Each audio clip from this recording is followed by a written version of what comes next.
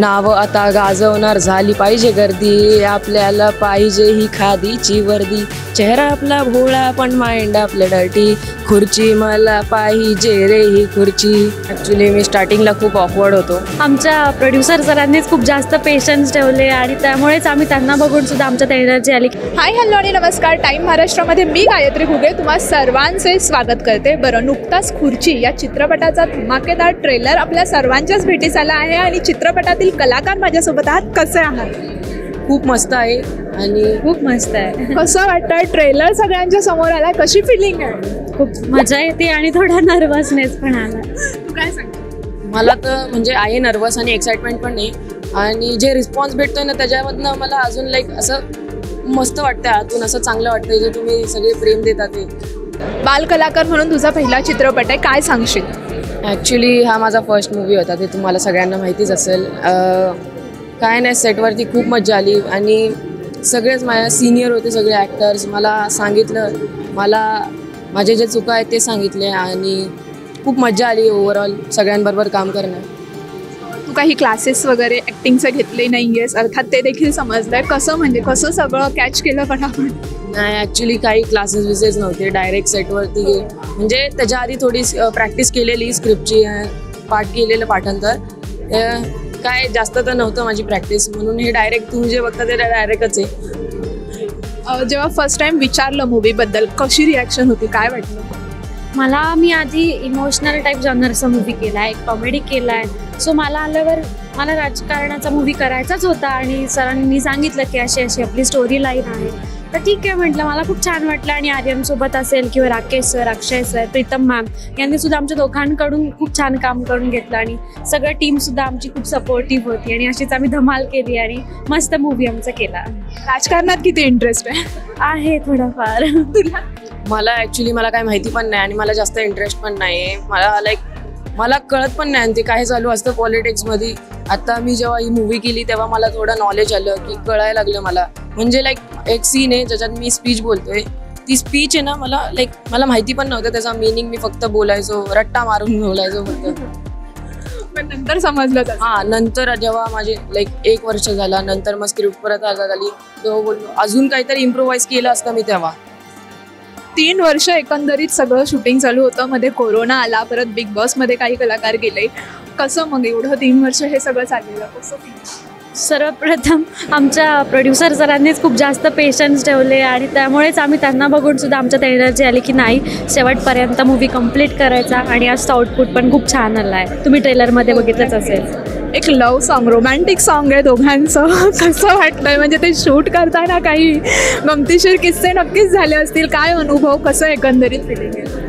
एकदा आम्ही दोघं एजचा थोडा गॅप आहे आमच्यामध्ये आणि ते लोकांना बघताना, शूट आमचं बघताना नवीन वाटायचं, असं ते पण एन्जॉय करायचे आणि त्यांचं बघून आम्ही दोघं पण एन्जॉय करायचं. तुझा काय अनुभव? ॲक्च्युली मी स्टार्टिंगला खूप ऑकवर्ड होतो आणि मी असा कन्फ्यूज होतो हिच्याबरोबर कसं काम करून, कारण ही मोठी पण आहे आणि लाईक मला असं ठीक नव्हतं, असं अनकम्फर्टेबल वाटत होतं. पण नंतर मग जेव्हा 2-3 वर्षानंतर जेव्हा सेटवरती तेव्हा मी जरा फ्री झालो आणि झालं फ्री. हां, नक्कीच. म्हणजे ते सॉन्गमध्ये देखील खूप छान छान काही किस्से आहेत, ते दिसतात त्या सॉन्गमध्ये. सगळं म्हणजे पॉलिटिकल वेव एकंदरीत पिक्चरमध्ये आहे, मारामारी आहे, त्याचबरोबर रक्तपात वगैरे सगळं काही दिसतंय. कसं म्हणजे?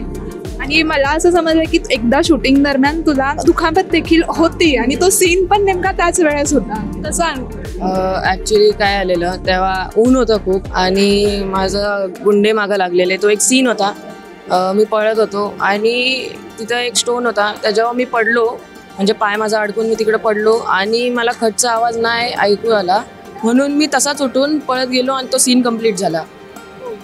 करताच तुला लागलं एकंदरीत? लागलेलं, माझ्या हाताला लागलेलं. माझे ऊन होतं आणि पहिली गोष्ट तर म्हणून खूप असं गरम होत होतं आणि हाताला माझ्या त्याच्यावरून चिरा पडलेला. पाय पण माझे असे दुखत होतं, पायाला भाजत होतं. तू रॅप सॉन्ग देखील केलंयस, कसा अनुभव? आणि 2 ओळी देखील ऐकायला आवडतील. ॲक्च्युली जे तुम्ही लिरिक्स ऐकता ते सगळे म्युझिक टीम सगळ्यांना ते क्रेडिट जातं. मी फक्त म्हणलंय ते, पण मला जे त्यांनी सांगितलं की कसं करायचं, ते कुठं काय कसा फील पाहिजे तो ते मला त्या म्युझिक टीमनीच सांगितले आणि मग तुम्ही जे आउटपुट ऐकता ते सगळं ह्याच्या मागचं सगळी मेहनत ते म्युझिक टीमची. एखादी ओळ तरी. ठीक आहे. 2-3 शब्द. 2 ओळी बोलतो. नाव आता गाजवणार झाली पाहिजे गर्दी, आपल्याला पाहिजे ही खादीची वर्दी, चेहरा आपला भोळा पण माइंड आपलं डर्टी, खुर्ची मला पाहिजे रे ही खुर्ची. माझा आवाज पण चेंज झाला असेल पण तेव्हा छोटा होता मग. नक्कीच. म्हणजे तू आता जर बघितलंस की तू छान असं ते गळ्यात घातलंय, हातात अंगठ्या आहेत तुझ्या 4ही बोटांमध्ये आहेत, राईट, सगळं 8 बोट आहेत आणि मूवीमध्ये देखील एकंदरी आहे. कसं वाटतंय ते सगळं कॅरी करताना? मला स्टार्टिंगला कसं वाटत होतं लाईक एवढं जड आहे एकतर हे मला सीन. म्हणजे एकंदरीत त्याच्या बघा त्या 8 अंगठ्या आहेत टोटल.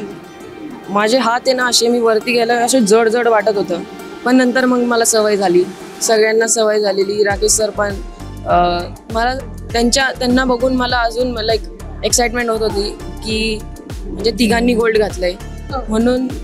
स्टार्टिंगला तर मला खूप असं अनकम्फर्टेबल वाटत होतं जेव्हा एक गोल्ड घातलेलं, नंतर मग सवय झाली मला. नक्कीच. जाता जाता प्रेक्षकांना काय सांगाल तू? आम्ही हेच सांगतो की आता तुम्ही आमच्या ट्रेलरला जेवढं प्रेम दिलं तेवढंच प्रेम 12 जानेवारीला आमच्या खुर्ची चित्रपटाला द्या आणि आमचा चित्रपट नक्की बघा. तू काय सांग? आत्ता 2 जानेवारीला आमचा ट्रेलर लॉन्च झाला आहे. तुम्ही सगळे आले त्याच्याबद्दल खूप खूप धन्यवाद. आणि 12 जानेवारीला आमच्या मूवीला सगळ्यांनी नक्की प्रेम द्या आणि धन्यवाद. नक्की. थँक्यू सो मच आणि चित्रपटासाठी खूप खूप शुभेच्छा.